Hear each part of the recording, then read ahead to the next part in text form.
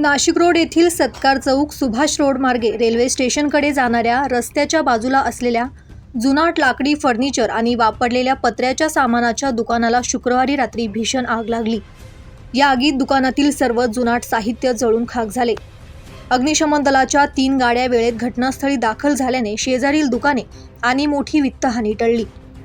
मात्र खबरदारी म्हणून संपूर्ण परिसरातील वीज पुरवठा रात्रभर बंद ठेवण्यात आल्याने स्थानिक रहिवाशांचे मात्र मोठे हाल झाले। या रस्त्याच्या कडेला मलंग इब्राहिम शेख यांचे जुनाट लाकडी फर्निचर, वापरलेले पत्र्याचे कपाट आणि इतर साहित्याचे उघड्यावर दुकान थाटलेले आहे। शुक्रवारी रात्री 11:15 वाजण्याच्या सुमारास या उघड्यावर असलेल्या लाकडी साहित्याला अचानक आग लागल्याची माहिती अग्निशमन दलाला मिळाली। माहिती मिळताच अग्निशमन दलाच्या 3 गाड्या तात्काळ घटनास्थळी दाखल झाल्या। जुनाट लाकडी साहित्य मोठ्या प्रमाणावर असल्याने आगीने काही क्षणातच उग्र रूप धारण केले। त्यामुळे शेजारी असलेले बारदानाचे दुकान, वाहनांच्या बॅटरीचे दुकान, हॉटेल आणि गॅरेजचे मालक धास्तावले होते। मात्र अग्निशमन दलाच्या जवानांनी स्थानिक युवकांच्या मदतीने सुमारे तासाभराच्या अथक प्रयत्नानंतर आगीवर नियंत्रण मिळवले आणि मोठा अनर्थ टळला। आग आटोक्यात आणण्यासाठी आणि सुरक्षिततेच्या दृष्टीने संपूर्ण परिसरातील वीज पुरवठा बंद करण्यात आला। परिणामी या भागात अंधाराचे साम्राज्य पसरले असून नागरिकांना रात्रभर अंधारात राहावे लागले।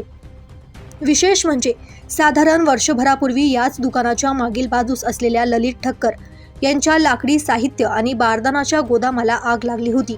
ती आग 2 ते 3 दिवस धगधगत राहिली होती आणि अनेक अग्निशमन गाड्यांच्या प्रयत्नानंतर ती आटोक्यात आली होती। वर्ष पूर्ण होत नाही तोच पुन्हा रस्त्याच्या कडेला उघड्यावर अनधिकृतपणे थाटलेल्या लाकडी साहित्यांच्या दुकानाला आग लागल्याने अतिक्रमणाचा प्रश्न पुन्हा ऐरणीवर आला आहे। या घटनेमुळे अनधिकृतपणे रस्त्याच्या कडेला उघड्यावर चालवण्यात येणाऱ्या अशा ज्वलनशील साहित्यांच्या दुकानांबाबत नवनिर्वाचित नगरसेवक आणि महापालिका प्रशासन काय भूमिका घेणार याकडे नागरिकांचे लक्ष लागले आहे।